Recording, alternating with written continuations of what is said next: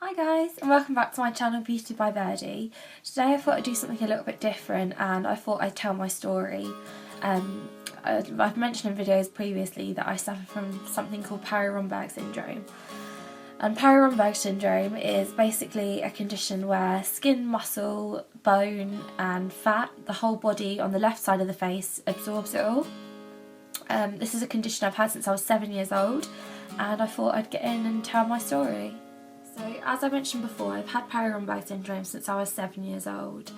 And what happened is when I was 7, I was one of these girls who was always good friends with everyone else and always get in and play. And one girl, I was playing along with her, we were having loads of fun, and she had a little toy metal aeroplane, and she was playing with it, and she accidentally hit me on the head with it. And instead of swelling outwards, my skull gradually started to go inwards. I'll show you. I've had a lot of surgery, so you can't really tell anymore. By the way, I'm really sorry about the quality of this video. I'm recording it on my iPad, so I hope it's alright. But as you can see, slightly the skin started to go inwards. And my parents didn't really notice because I was with them every single day, and so it was a gradual thing and they couldn't really see it happening. But friends and family who I hadn't seen in a long time had really noticed and said, you know, there's something not quite right with Yasmin.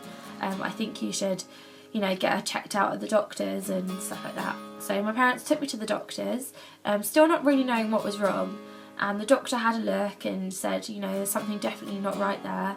And my parents didn't know what was going on, and he didn't really seem to know what was going on. So he referred me up to the hospital, and at the hospital tests continued. I had CT scans, I had MRI scans, but no one could really tell me what was wrong or tell my parents what was wrong. And I remember sitting, you know, with the nurses whilst my parents spoke to the doctors, and not really knowing what was going on, and they obviously didn't know what was going on either as well.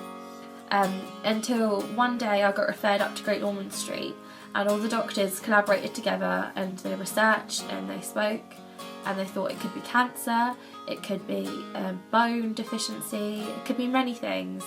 And then one of them came up with the diagnosis Parry Romberg syndrome, which was turned out to be the right diagnosis. And I was about 8 or 9 years old by this point, and finally I had a name for what was wrong with me, and my parents finally had a name as well for what was wrong with me. So they could research it on the internet, and they got a bit scared because they saw people with very bad atrophy on their face. Atrophy means when stuff gets broken down by the body, so they saw people with faces that looked very different from how an average person's face looks like. So my parents were quite scared, and as a child I didn't really know much about it, and I just continued plodding on through life, and I just knew that I didn't want any surgery done, and they'd offer me every time I went to the hospital, you know, would you like some surgery, we can really help your face, and every time I'd say no, because I really didn't want any surgery. And back now I tell my younger self, you know, go for it, you can make yourself look so much better. But back then I was in very much denial about it. I used to make a joke about it at school so no one else would pick on me.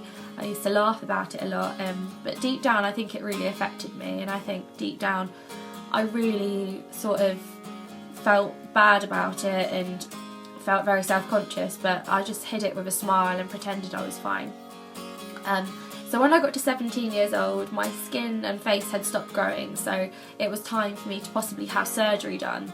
And the doctors asked again, you know, would you like surgery? And at that time, my left eye, my skin had pulled the eyelid down like this, so it was constantly leaking and watering, and it was really bothersome. So I thought, well, I'll give surgery a try if it's going to help my eye. So they planned and did a fat transfer, so they transferred fat from my legs and my stomach to my face, and they also did a canthopexy, which is a little stitch in my eyelid to put my eyelid up against my eye. Now, I'd never had surgery that bad before, and I was really scared. And I think it was actually my first surgery ever, because I've had a lot since, so it's hard to remember. But I remember being really nervous going in, and them telling me it was all going to be alright, and I never really was prepared for the pain, because if I'm honest, it doesn't sound like much pain, but the sites where they take the fat from, aka the legs and the stomach, they are the worst bits. Your face is going to be very bruised, but the rest of you is going to hurt more than your face. So my face was very bruised. I didn't really recognise myself because I'd never seen myself with this fat in my face before, and because it was very, very caved in and the skin was almost against the bone on my face by this point. Whereas when I was 7 it was just my forehead. It had progressed throughout the years down my face. So I was very scared and I was in a lot of pain. But as it healed, I began to see the benefits of it, and not only was my eye not leaking, but my face looked so much better, and I noticed how much better it actually looked. So I thought to myself, you know, maybe I should give surgery another shot. And so about 18 months down the line, the doctor, that was actually the eye doctor, said to me, would you like to try surgery again? And I thought, you know, I'd kind of forgotten all of the pain that I'd gone through and thought I might as well try it again. So then I had my next surgery, which was another fat transfer. This time they had to take more from my legs and less from my stomach, because I don't know why, but there wasn't enough fat in my stomach, and I still to this day have no idea why. I think they were on a tea break when they did my stomach. But anyway, they took legs from my legs. They took fat from my stomach and my legs, and then they put it in a big machine. They clean it all, and then they inject it back into your face. And again, my face looked so plump and full, and I just remember like it being absolutely crazy, because my face, I just wasn't used to the way that it looked, and it was just so full, and so it was just amazing. And I still remember like looking in the mirror and not recognising yourself. It's a bit like when you dye your hair and then you look in the mirror and you think, oh, I look really different, but it was kind of even more so because it was my face. So that was like, it was hard to come to terms with the new face, even though it was for the better, which is something I would say to anybody if you have face surgery done. You're not prepared sometimes for the amount of emotional impact it will have looking so different. Which brings me on to my next face surgery. And I had a lot of surgeries in between on different parts of my body, which haven't been proven are linked, but they've all been on the left side of my body. So part of me thinks, you know, maybe they are linked deep down, but there's not enough research out there, because there's only 500 people in the world with Parry Romberg syndrome. So there's just not enough research out there, you know, for people to look at. So I'm just kind of doing my own research along with some of my friends on the internet who also have Parry Romberg syndrome. Big shout out to them. We're all sort of muddling together to try and get through it all. But anyway, this next surgery I had done on my face was a different one, and this was to put implants here on my chin down to here and my jawbone, and one on my cheekbone up here. Now, I had to have a really high level MRI, or maybe it was a CT scan done, and what they did is they mapped out the whole of my face, and then they took this side of my face and they flipped it over on the scan, and they 3D printed out my jaw implant and my cheekbone implant. So they printed those out 3D, which is amazing for technology. And then they went through my mouth, and they made a little pocket, and they screwed this one in across here with 2 screws here and 2 screws here, and they screwed this one in with just 1 screw and managed to get up this bit of my mouth here. Now, the surgery was probably the hardest surgery I've ever had, and when I came round, I thought I felt absolutely fine. I rang up my friend Rachel. I was like, I'm absolutely fine, Rach, don't worry about me, I'm fine. But about 24 hours later, it was a completely different story. My face was completely swollen, my eyelid was completely shut. I'll insert some pictures for you to have a look at, but it was absolutely terrible. It was the worst pain I'd ever been in. And I just knew something wasn't right, because my skin was rock solid to touch, it was boiling hot. And at about 9 o'clock that evening, they rushed me back in for emergency surgery, and they put a drain up in my earlobe here to drain out all the fluid, which worked very well.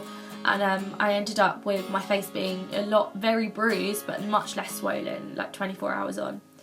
But then I was finally released from hospital, and things didn't go that well. I kept getting like really bad discharge in my mouth from the wounds, and I just really was feeling unwell, and my mum rushed me back up there, and they realised that there was an infection, so I had IV antibiotics to try and stop all of that. And then I went home again after another week, and I still didn't feel well, still had the pain, so in the end they had to remove this whole implant here. And they found out that it wasn't infected, but it was actually trapping all the glands that were underneath here. So that wasn't very good. So I had all of that removed, and then I managed to keep this one here. And now I'm about 10 months post-op, and it's all settled down. I can touch all around here, it doesn't hurt in the slightest, and even here where it was removed, it doesn't hurt at all, which is really good. But unfortunately I've had a lot of problems with my eye since the surgery.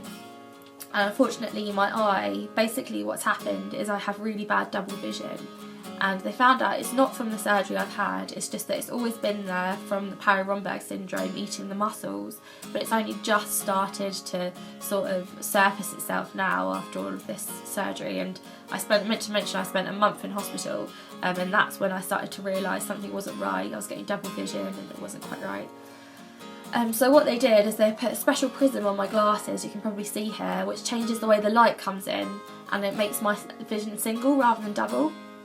And unfortunately I'm going to have another surgery done, where what they're going to have to do is put a special stitch in and just try and tighten up those muscles so that my eyes will be in line again and be straight again. Because at the moment one of my eyes is a bit wonky and it's a bit embarrassing. I'm a bit self-conscious about it, but apart from that I'm doing really well at the moment. My face is amazing compared to how it used to look. I'm absolutely amazed with it, and I've got pictures I'll have to put down below or in this video of me before and after surgery, and it's absolutely amazing. And I just say to anyone out there who has a facial disfigurement, don't let it get you down. You just have to think, I'll keep going, and always think there's people worse off than you. And I know that's a really cliche, silly thing to say, but there's people much worse off, and there might be people much better off as well, but you just have to keep going and keep ploughing through life, thinking, you know, if I smile and if I talk to people about it, it will spread awareness, and also it will show people that I'm not ashamed of it, and you know, I'm quite proud of what I have. And you just have to make the most of what you really have in life, and that's all I can recommend to anyone and everyone. More recently I've had some problems with my, I found out my windpipe hasn't really grown since I was 7 years old because of my face, so I'm going to have special tests done and maybe some stuff removed and made bigger so that I could be able to sleep properly, because I keep waking myself up in my sleep snoring because my windpipe's so small. But I think, you know, like I said before, there are people worse off, and you just have to keep going. So thank you so much for everyone for watching this, and if anyone has any questions, please don't be scared to ask me. Nothing is going to be too strange a question. I really want to help everyone, and I really just want people to think, you know, they can turn to me if they want help. That I forgot to mention is the fact that I also suffer from alopecia due to my condition. So this is not actually my natural eyebrow. I actually have no hairs at all on this side of my face, and also I've lost all of my hair up here, just here. So if you suffer from anything similar, you'll know it's really difficult, obviously, covering it up and stuff like that, but with makeup and with having your hair parted in a certain way, it can really change the way you look. And for me it's been a massive lifesaver having makeup and being able to style my hair in that way, because no one will ever know. So thank you so much for watching my story, and I really hope that it's given you some more understanding about Parry Romberg syndrome and about facial disfigurement and surgery. And I'll see you next time with another beauty related video, and not a video like this, but I really hope you guys enjoyed it. Thanks, bye!